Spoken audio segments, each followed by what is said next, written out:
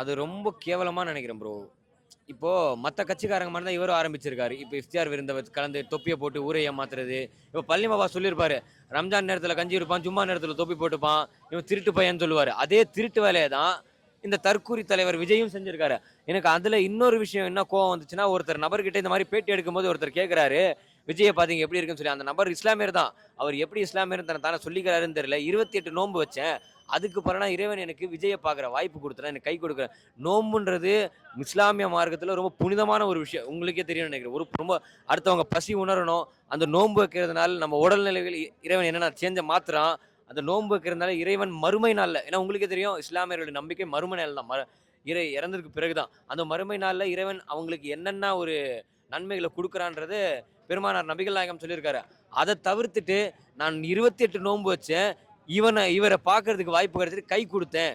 So இதுக்கு பலன் அது கிடைச்சிச்சுன்னு சொல்றது ரொம்ப ஒரு கேவலமான ஒரு இது. அது வந்து மார்க்கத்துக்கு புறனா இருக்கு அவங்க பண்றது. ரீசென்ட்டா கூட நான் ஒரு வீடியோல பார்த்தேன். ஒரு வீடியோல நான் பார்த்திருக்கும்போது, ஒருத்தன் அவங்க கட்சிய சார்ந்து மக்கா பயணத்துக்கு போயிருக்காங்க. உம்ராக்கு அங்க போயிட்டு அது மக்கான்றது புனித ஸ்தலம். எவ்வளோ பெரிய புனித ஸ்தலம்ன்றது எல்லாருமே அறியும். இஸ்லாமியர் மட்டும் இல்ல. எல்லா சமுதாயத்தையும் அறியும். மக்கான்றது எவ்வளோ பெரிய புனித ஸ்தலம்னு. அந்த இடத்துல போயிட்டு இந்த நடிகன் ஜெயிக்கணும்னு சொல்லி துவா கேட்கறாங்க. இது எவ்வளவுப்பட்ட கேவலமான விஷயம். நாங்களும் தான் தொழுக பள்ளிவாசலுக்குள்ள போறோம். கட்சி சார்ந்து, எத சார்ந்தும் வெளிய வச்சுட்டு தான் போறோம். நாங்க தொழுகைக்குள்ள போறோம். என்ன இறைவனிடத்துல என்ன கேட்கிறோம்? எங்கள எப்பவுமே நேர்மையான வழியில நடக்கும். நான் ஓப்பனா சொல்றேனே. நான் அண்ணன் சீமான் கூட இவன் மட்டும் தான் பயணிக்கணும்னு நான் கேட்கல. நேர்மையாளர்களோட என்னைக்கும் என்ன பயணம் பண்ண வைன்னு தான் நான் இறைவனிடத்துல கேட்கிறேன். அதனுடைய நம்பிக்கையா தான் நான் பார்க்குறேன். இப்ப நான் இறைவனிடத்துல நேர்மையாளர் கூட பயணம் பண்ண அரசியல் காலத்துல நான் இறைவனிடத்துல வேண்டதுனால தான் நான் சீமான் கூட இவ்வளவு நாள் பயணிச்சிருக்கேன்னு நான் நம்புறேன். அப்ப சீமான் அண்ணன் கூட நான் வேற கட்சியில பயணிக்க அது வேற. ஆனா அந்த இடத்துல போயிட்டு மக்கான்ற ஒரு புனித ஸ்தலத்துக்கு போயிட்டு இந்த நடிகன் கூத்தாடி போய் ஜெயிக்கணும்னு சொல்லி துவா கேட்டது ரொம்ப கேவலமான ஒரு விஷயம். நீங்களே பார்த்திருப்பீங்க. இப்ப இஸ்லாமிய பலஸ்தீனத்துல எவ்வளவு பெரிய பிரச்சனை நடந்துட்டு இருக்காங்க.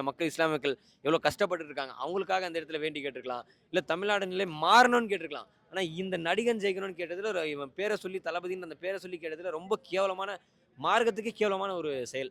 மார்க்கத்துக்கு கேவலமான ஒரு செயல். அது எப்படி பார்க்குறாங்க, அது அண்ணனே திமுக கிட்ட உருவாக்கிக்கிறது. திமுகவ நாம் தமிழர் தாக்குனாலும் சரி, அண்ணன் திருமாவளவன் தான் வந்து முட்டு குடுப்பாரு. யார் தாக்குனாலும் திருமாவளவன் தான் முட்டு குடுப்பாரு. அப்ப என்ன நினைச்சீங்கன்னா, திமுககாரங்க திருமாவளவன் அவர்களுக்கும், விடுதலை சிறுத்தைகள் கட்சிக்கும், நாம் தமிழர் கட்சி விட்டா திமுக விட்டா வேற வழி கிடையாது. இவங்களுக்கு நம்ம என்ன குடுத்தாலும் வாங்கிட்டு அமைதியா இருப்பானுங்கடான்ற ஒரு மைண்ட் செட்ல வந்துட்டாங்க. ஸோ அதுக்கு மாரி தான் நடக்குறாங்க. இப்ப அண்ணன் வந்து அதிமுகவுக்கும் மாறி போ முடியாது. அண்ணன் ஒரு ஸ்ட்ராட்டஜி வச்சிருக்காரு. என்ன பாமகவும் பாஜகவும் இருக்கிற இடத்துல நாங்க போமாட்டோன்ற மாரி ஒரு வச்சிருக்காரு. ஸோ அதனால வேற வழி இல்லாம தனிச்சு நிக்க முடியாது அண்ணனால இப்போ. தனிச்சு நிக்கணும்னா அது நாம் தமிழர் கட்சி தான் தனிச்சு நிக்கிறது. தமிழ்நாட்டுல தனிச்சு நிக்கிற ஒரே தெம்புல ஒரே கட்சி நாம் தமிழர் கட்சி மட்டும் தான். ஸோ அண்ணனால தனிச்சு நிக்க முடியாது. வேற வழி இல்லாம தான் அந்த 6 சீட்ட வாங்கிட்டு நிக்கிறாங்க. வேற வழி கிடையாது அவங்களுக்கு. எங்க அண்ணன் சீமானுக்கா? எங்க அண்ணன் சீமானு மிரட்டுற பயந்துற ஆளா? சொல்லுங்க. எங்க அண்ணன் சீமான் மிரட்டினா மேடையிலேயே நின்னு மிரட்டுற ஆளு.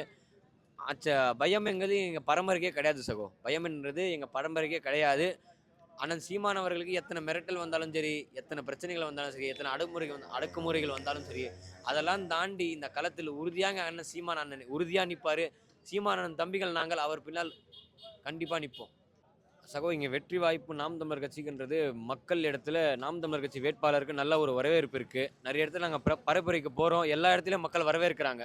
கிராம பகுதிகளா இருக்கட்டும், நகரப்புறங்களா இருக்கட்டும், மக்கள் நிறைய இடத்துல வரவேற்கிறாங்க. நம்ம வேட்பாளர் நல்லா வரவேற்கிறாங்க. நல்ல ஒரு மரியாதை இருக்கு. நம்ம வேட்பாளர் அவங்க பேசுனது, அவங்க செயல்பாடு எல்லாம் நல்லா இருக்கு. ஸோ மக்களுக்கு நம்ம வேட்பாளருக்கு நல்ல ஒரு வரவேற்பு இருக்கு. வெற்றி வாய்ப்புன்றது கண்டிப்பா நமக்கு இங்க இருக்கு. இந்த பகுதிங்களா? இந்த பகுதியில இஸ்லாமியர்களுக்கு வாக்கு திமுக அதிகமா போடுறாங்கன்னா, தேவையில்லாம ஒரு பிம்பத்த கிரியேட் பண்ணி பிஜேபி நான் ஓப்பனா சொல்ல நானும் ஒரு இஸ்லாமியன் தான். இவங்க இத்தன நாளா ஒரு பிம்பத்த என்னடா பிஜேபி வந்தா இது மசூதி இடிச்சிடுவாங்க. பிஜேபி வந்தா அது பண்ணிடுவாங்க, இது பண்ணுவாங்க. பிஜேபிக்கு நாம இஸ்லாமியர்கள் எந்த அளவுக்கு பயப்படுறோமோ, அந்த அளவுக்கு அவன் குளிர் காயிறான் அந்த பயத்த வச்சு.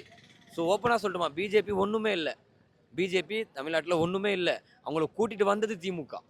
பிஜேபி தமிழ்நாட்டுல ஒரு காலத்துல ஒண்ணுமே இல்ல. அவன் கூட்டிட்டு வந்து கூட்டணி வச்சு கூட்டிட்டு வந்து இங்க வளர்த்து விட்டது திமுக. அத மறந்துட்டு திமுக சொல்ற பேச்ச கேட்டுக்கிட்டு பிஜேபிக்கு ஓட்டு போடுறாங்க. ஸோ பிஜேபியே எதிர்க்கணும்னா ஒரு தப்பான ஒரு எண்ணம். எதிர்க்கணும் நேரடியா எதிர்க்கல. இவங்கள வச்சு தான் எதிர்க்கணும்னு அவசியம் இல்ல. ஸோ இந்த ஒரு அடிப்படையில இந்த இஸ்லாமிய கூட்டணி ஒத்த 2 சீட்டுக்காக விலை போய் அவங்க இடத்துல போய் கூட்டணி வச்சுடுறாங்க. அவங்களும் மதிக்க மாட்டேன்றாங்க. இஸ்லாமிய அமைப்பு திமுக மதிக்க மாட்டேன்றாங்க. அந்த ஒத்த 2 சீட்ட குடுத்துட்டு மொத்த சமுதாயம் நான் தான் காப்பாத்துறேன். பொய்யான ஒரு போலியான ஒரு விஷயத்த கிரியேட் பண்ணி வாக்குக்கு மாற்றம் தான் செய்றாங்க. அது தவிர வேற எந்த விஷயத்துக்கும் எந்த விஷயத்துக்கு செஞ்சிருக்காங்க?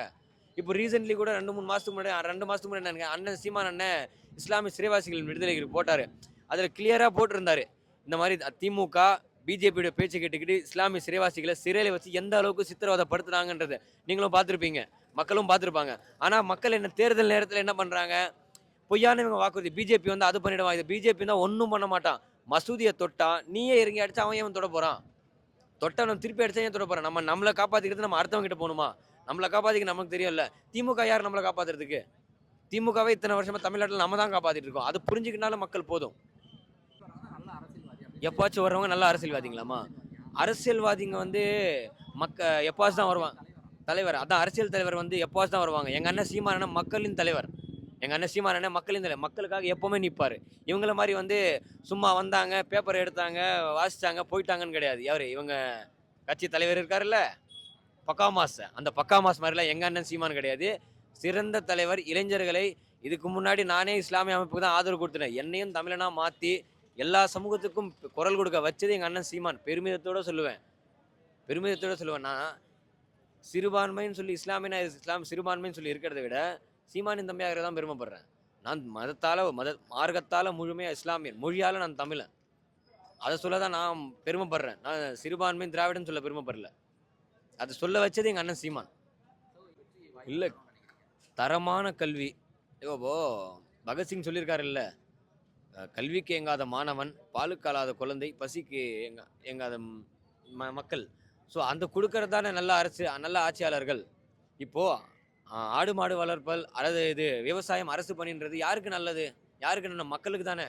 இப்போ விவசாயம் நம்ம அரசு பணின்னு ஆக்குனா, மக்கள் வந்து விவசாயம் அதிகமா பண்ணுவாங்க. அரசாங்கம் விவசாயம் அதிகமா பண்ணுவாங்க. இப்போ அதனால யாருக்கு லாபம்? மக்களுக்கு தானே. ஸோ அதான் அந்த விஷயம் இலவசம். இப்போ சின்ன ஒரு நமக்கு சின்ன ஜுரம் வந்துட்டாலே ஹாஸ்பிட்டலுக்கு போயிட்டு வந்தாலே ரூ. 500 மேல குறைய செலவில்ல. நல்ல ஹாஸ்பிட்டல் போணும்னா. ரூ. 500 மேல. இப்போ அந்த தரமான மருத்துவத்தை இலவசமா குடுக்காம வேற என்னத்த இலவசமா குடுக்குறது? இப்போ மிக்ஸி கிரைண்டர் இலவசமா குடுத்து என்ன பண்ண போறாங்க? அவங்க குடுத்த மிக்ஸி கிரைண்டர் இலவசமா அது ஒர்க் பண்ணுதா இப்போ? ஒர்க் பண்ணுதா இப்போ? இப்போ தேவையில்லாம இலவசமா குடுத்து ஏமாத்துறது தான். ஓட்டு வாங்குறதுக்காக திருட்டு வேலை தான் இது.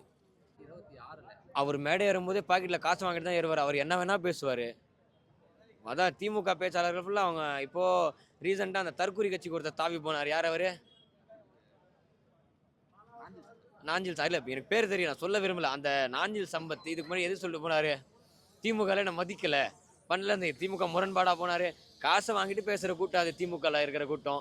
அது அப்படிதான் பேசி அவங்க எழுதி கொடுக்கறது பேசுறாங்க திருட்டு பாருங்க. அவ்வளவுதான். நாம் தமிழர் கட்சி இன்ஷா அல்லாஹ் நாம் தமிழர் கட்சி 2026ல ராணிப்பேட்டை சட்டமன்ற தொகுதி மட்டுமல்ல 234 தொகுதியிலும் நிச்சயம் வெற்றி பெறும் என்று நம்பிக்கையோட சொல்றேன். நன்றி.